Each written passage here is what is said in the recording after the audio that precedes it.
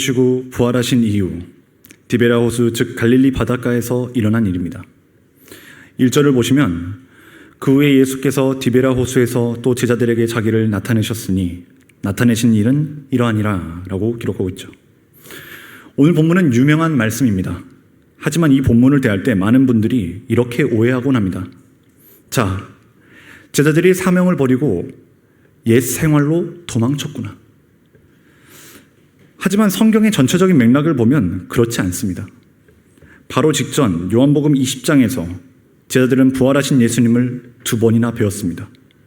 게다가 예수님은 십자가를 지시기 전 그리고 부활하신 직후에 반복해서 이렇게 말씀하셨습니다. 내가 살아난 후에 너희보다 먼저 갈릴리로 가리라. 쉽게 말해 제자들에게 반복해서 갈릴리에서 보자고 그렇게 예수님은 말씀하셨던 것입니다.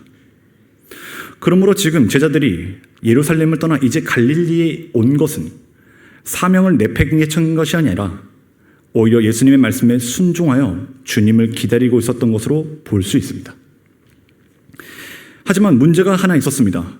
그것은 주님께서 만날 장소는 말씀해 주셨지만 몇 월 며칠 몇 시에 만나자라는 시간을 딱 정해주지는 않으셨다는 것입니다. 당장 눈앞에 주님이 보이지 않고 막막한 상황 속에서 건장한 7명의 제자들이 마냥 하늘만 쳐다보고 있을 수는 없었던 것이죠. 그래서 이들은 당장 생계를 해결하기 위해 자신들에게 가장 익숙한 장소인 갈릴리 호숫가로 나가 배와 그물을 빌려 고기를 잡으며 주님을 기다렸던 것입니다. 그런데 이때 제자 공동체의 리더격인 베드로의 내면은 과연 어땠을까요?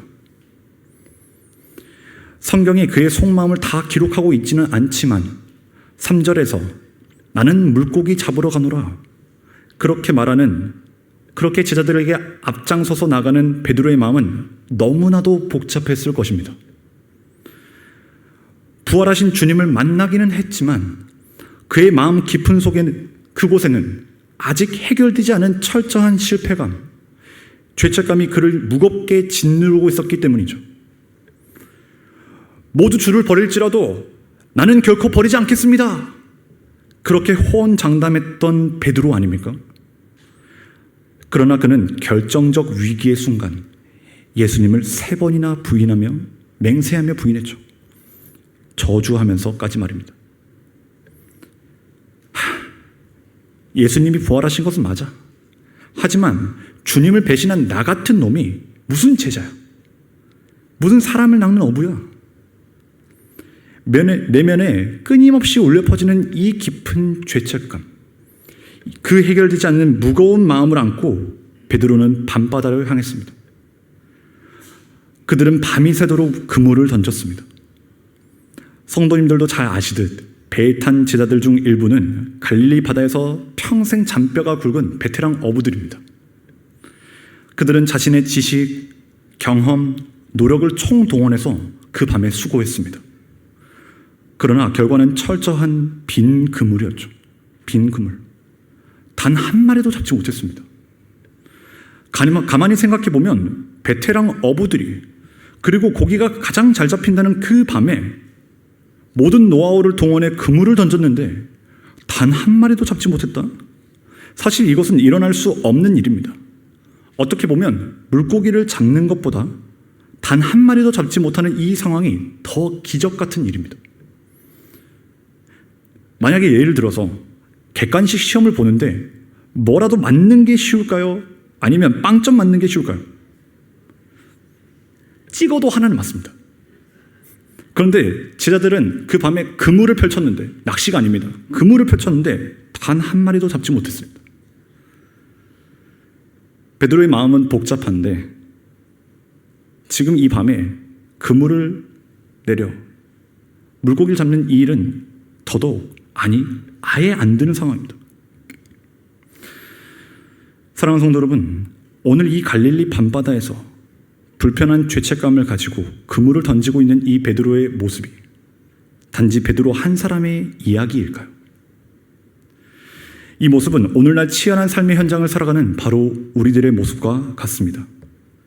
말씀을 듣고 은혜를 받고 그렇게 살기로 결단하면서도 세상에 나가면 또다시 무너지고 현실과 타협하고 마치 주님을 모르는 사람처럼 살아갈 때가 있습니다. 저와 같은 사역자도 예외는 아닙니다. 그럴 때마다 매서운 죄책감의 파도가 우리의 영혼을 덮칩니다. 내가 정말 그리스도인인가? 나 같은 게 무슨 사역자야? 내가 무슨 직분자야? 그러면 우리는 어떻게 합니까? 그런 죄책감에 쫓길 때 우리는 십자가 앞에 엎드리기보다 오히려 당장의 불안한 마음을 해결하기 위해 뭐라도 해야 한다는 압박에 시달립니다. 익숙한 과거의 자리로 돌아가 내 열심의 그물을 움켜쥐는 것입니다. 여기서 우리는 죄책감에 대해 조금 깊이 생각해 보아야 합니다. 오히려 이러한 죄책감은 영적으로 무감각한 사람보다 소위 경건하고 지금 이 자리에 나오신 것처럼 이 밤에 기도의 자리에 나올 만큼 신앙생활에 열심히 있는 성도님들께서 그 성도님들께 더 자주 나타나곤 합니다. 주님을 향한 열정과 뜨거운 열심이 있을수록 무너진 내 모습을 보며 괴로워합니다. 그러나 여러분, 죄책감은 겉으로는 경건해 보일 수 있지만 실제로는 하나님으로부터 우리를 더 멀어지게 만듭니다. 왜냐하면 죄책감은 철저히 나에게 초점이 맞춰져 있기 때문입니다. 나에게. 내가 잘못했다. 내가 넘어졌다. 나는 하나님 앞에서 너무나 부족한 사람이다라며 내가 느끼는 감정적 고통에 빠져드는 것입니다.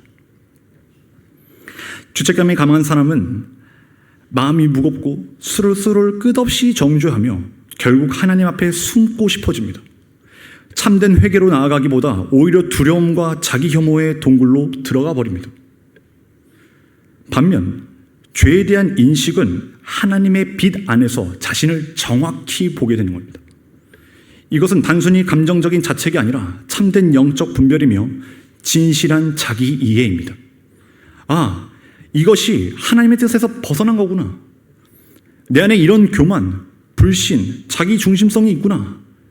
정리하면 죄책감이 내가 얼마나 망가졌는지, 내가 얼마나 부끄러운 존재인지 나에게 초점이 맞춰져 있다면 죄에 대한 인식은 하나님이 무엇을 기뻐하시는지, 내 마음이 어디서 하나님보다 더 다른 것을 사랑했는지 하나님의 말씀과 진리의 기준을 둡니다. 우리는 많은 경우 십자가의 은혜를 붙잡기보다 이 죄책감에 머물러 있을 때가 많습니다. 회개하지 않는 거죠. 그래서 영적인 무력감을 덮어보고자 혹은 이 막막한 상황을 어떻게든 만회해보고자 내 경험, 내 지식, 내 열심이라는 옛 그물을 들고 인생의 밤바다로 나가는 것입니다. 주님 없이 밤이 새도록 수고하며 내 인생을 내 뜻대로 통제해보려는 그 발버둥. 하지만 주님을 떠나 오직 나의 열심으로만 몸부림쳤던 그 결론은 무엇이었습니까? 제자들의 결론은 바로 빈 그물이었습니다. 오늘 우리의 삶 역시 주님을 떠난 열심의 끝은 텅 빈 그물 아니었습니까? 그렇다면 도대체 왜 이토록 허무한 빈 그물의 실패가 찾아온 것일까요? 제자들이 운이 안 좋아서? 그들의 기술이나 능력이 부족해서? 아닙니다. 지금 이 상황을 철저히 통제하고 계신 분이 계신 것입니다. 주님은 왜 이 베테랑 어부들의 그물을 그리고 내 힘으로 발버둥치는 우리의 그물을 그토록 철저하게 비우실까? 왜 그 상황을 막으시고 통제하실까? 그것은 예수님께서 십자가 지시기 전에 하셨던 그 위대한 말씀, 그 진리의 말씀을 그들의 삶 한가운데 뼈저리게 깨닫게 하시기 위함이었습니다. 요한복음 15장 5절입니다. 나는 포도나무요 너희는 가지라. 그가 내 안에 내가 그 안에 거하면 사람이 열매를 많이 맺나니 나를 떠나서는 너희가 아무것도 할 수 없느니라. 나를 떠나서는 너희가 아무것도 할 수 없느니라. 그렇습니다. 이 빈 그물의 사건이 보여주는 것은 결국 주님 없이는 그들이 아무것도 할 수 없음을 철저하게 보여주시는 사건입니다. 우리도 동일합니다. 우리의 인생의 모든 것을 주관하고 계신 주님이 없이는 우리의 힘으로 하는 그 어떤 수고도 헛될 뿐임을 가르치시는 은혜의 통제인 것입니다. 그러나 사실 우리는 본능적으로 실패를 원하지 않죠. 내 그물이 얼마나 가득 차 있는지 성공만 포장해서 보여주고 싶어하는 것이 우리의 본능입니다. 남들에게 나의 텅 빈 그물, 나의 실패한 밤을 들키고 싶지 않은 것이 우리의 솔직한 마음입니다. 이 세상에 실패를 좋아하는 사람이 어디 있겠습니까? 사람들은 또한 실패한 사람을 좋아하지 않습니다. 그런데 오늘 본문 4절의 말씀을 한번 보십시오. 자기 열심으로 무언가를 해보려다 철저히 실패한 그 사람들을 찾아온 분이 계십니다. 바로 우리 주님이시죠. 그것도 언제 찾아오십니까? 날이 새어갈 때. 날이 새어갈 때. 밤새도록 그물을 내리고 올리느라 몸은 몸대로 피곤하고 나는 역시 안 되는구나. 마음은 마음대로 무너져버린 바로 그 새벽. 내 수고와 열심의 끝자락에서 아무런 소망도 발견하지 못한 채 고개 숙여 날이 새어가고 있던 바로 그때 예수님께서 그 실패의 바닷가에 찾아와 서 계셨습니다. 우리는 내가 성공하고 잘 나갈 때 주님이 나와 함께 하신다라고 생각하기 쉽습니다. 하지만 우리 주님은 우리의 자랑과 성공의 자리가 아니라 우리의 가장 뼈아픈 실패의 자리로 친히 찾아오시는 줄 믿습니다. 내 힘으로 통제하려던 모든 것들을 내려놓고 빈 그물 앞에서 나의 무력감을 철저히 인정할 수밖에 없는 그 좌절의 새벽, 그 밤, 날이 새어갈 때, 그때 우리를 찾아오신 분이 바로 우리 주님이십니다. 그리고 우리 그런 제자들을 향해 이렇게 말씀하시죠. 5절과 6절에 애들아 너희에게 고기가 있느냐? 대답하되 없나이다. 이르시되 그물을 배 오른편에 던지라. 그리하면 잡으리라. 너희에게 고기가 있느냐?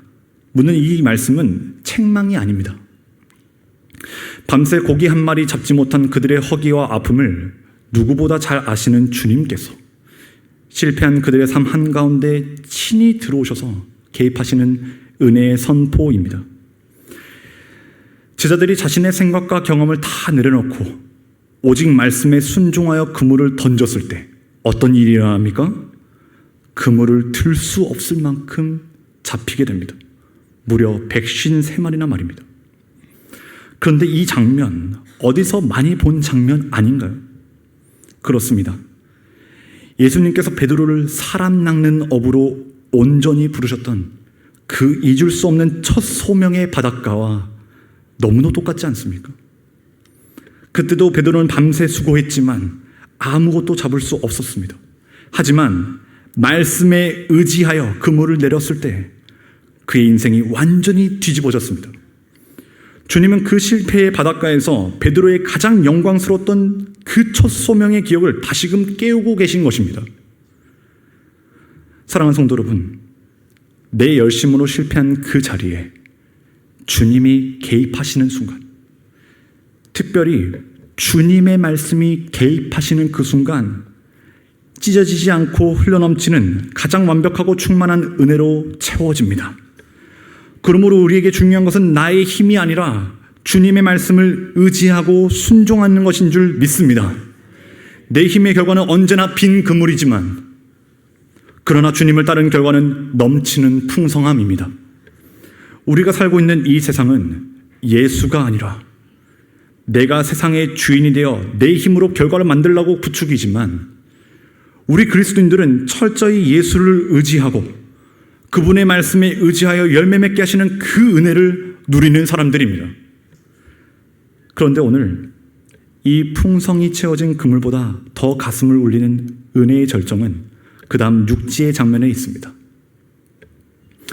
제자들이 육지에 올라와 보니 바닷가에 예수님께서 숯불을 피워두셨습니다. 숯불을. 베드로에게 이 숯불은 과연 어떤 의미였을까요? 불과 얼마 전 대제사장의 뜰에서 예수님을 3번이나 모른다고 저주하고 부인할 때 베드로가 쬐고 있던 것이 바로 그 숯불이었습니다. 바닷가에서 피어오르는 그 숯불 냄새를 맡을 때 베드로는 너무도 자연스럽게 다시는 기억하고 싶지 않은 그 끔찍한 배신의 밤을 떠올렸을 것입니다. 주님 앞에 서기에 너무나 수치스럽고 숨고 싶었을 것입니다. 그런데 주님은 그런 베드로를 정죄하지 않으시고 친히 사랑의 숯불을 피워놓고 기다리고 계셨습니다. 이 식사의 자리에서 무슨 대화가 오고 가는지 성경에는 나와 있지 않습니다. 어쩌면 주님 앞에서 아무 말도 할 수 없어 묵묵히 음식만 먹고 있었는지 모르겠습니다. 그런데 조반을 다 먹은 후에 예수님께서 베드로에게 하시는 말씀이 우리를 조금 당황스럽고 불편하게 만듭니다. 15절 말씀입니다. 그들이 조반을 먹은 후에 예수께서 시몬 베드로에게 이르시되 요한의 아들 시몬아 내가 이 사람들보다 나를 더 사랑하느냐. 이후에 주님은 2번이나 더 반복해서 말씀하시죠. 내가 나를 사랑하느냐. 내가 나를 사랑하느냐. 어떤 분들은 베드로가 3번 주님을 모른다고 부인했기 때문에 주님도 3번 똑같이 질문하셔서 그를 공식적으로 사역에 복귀시키려 한 것이다 라고 해석합니다. 하지만 겉보기에 3번 대답하게 한다고 해서 베드로의 마음 깊숙이 자리 잡은 그 철저한 죄책감이 단숨에 사라지는 것은 아닙니다. 또 어떤 분들은 오히려 이 질문이 너 이제 제정신 드니? 이제는 정말 나를 위해 죽을 수 있겠니? 내가 용서하면 너 양을 먹을 수 있겠니? 이렇게 다그치는 가혹한 책망이라고 생각하는 분들도 있습니다. 하지만 주님의 이 질문은 베드로의 헌신을 닥달하는 율법적인 요구가 아니었습니다.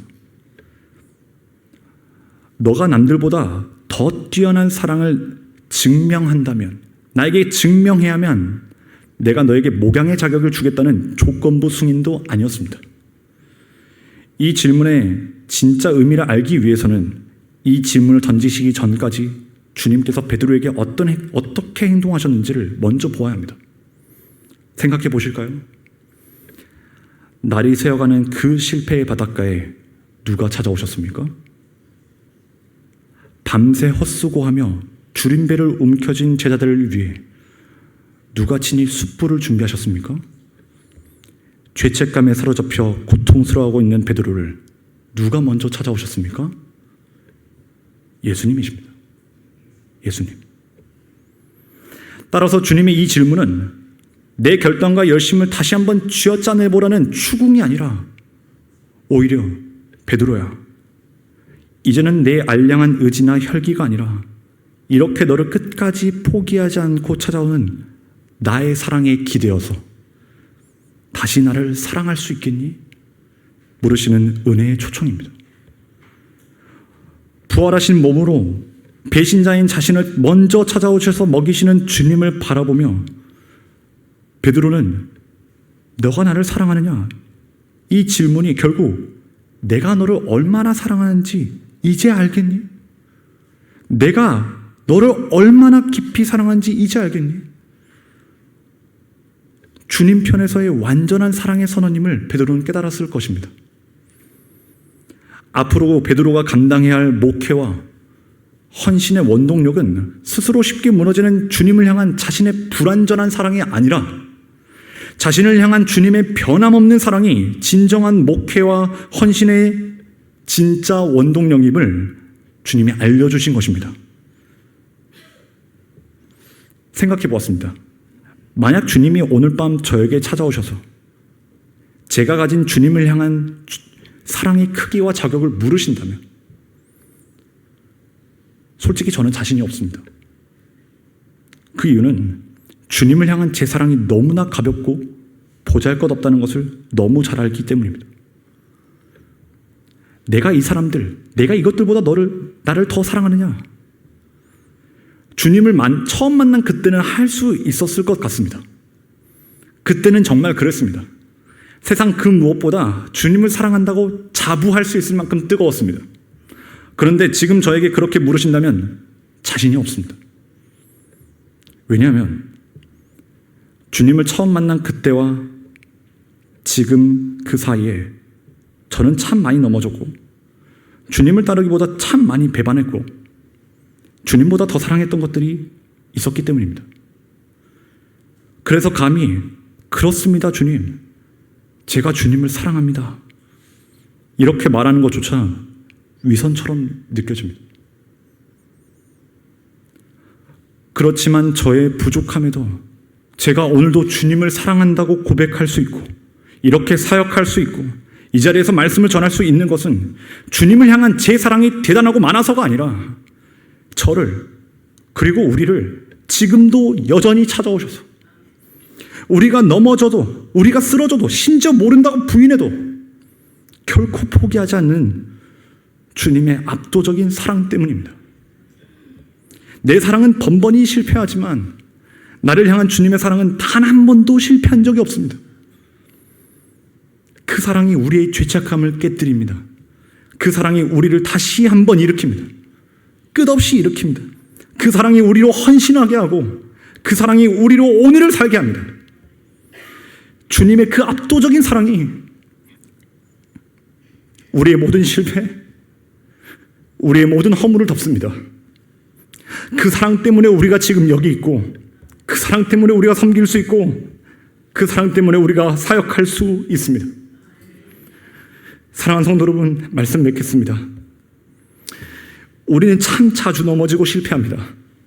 때로는 죄책감에 시달려 나 같은 사람이 무슨, 나는 변하지 않아, 이런 내면의 참소, 마귀의 참소가 우리를 괴롭히며 주님의 낯을 피하게 만들 때가 많습니다.